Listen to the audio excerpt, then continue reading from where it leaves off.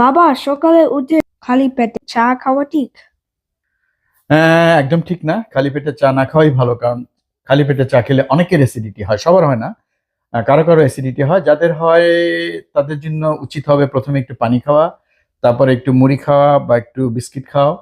Biscuit খেয়ে তারপরে চাটা খেলে হয়তো অ্যাসিডিটি হবে না। তবে যাদের অ্যাসিডিটির সমস্যা নেই তারা খেতে পারেন, সমস্যা নেই।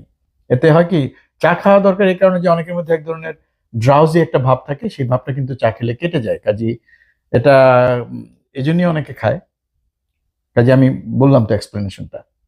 সুন্দর প্রশ্ন। Thank you. Your welcome. আমি ডাক্তার সজল আশফাক। আগামীতে আবার দেখা হবে 1 মিনিটের এই স্বাস্থ্য অনুষ্ঠানে। সবাই সুস্থ থাকুন, ভালো থাকুন।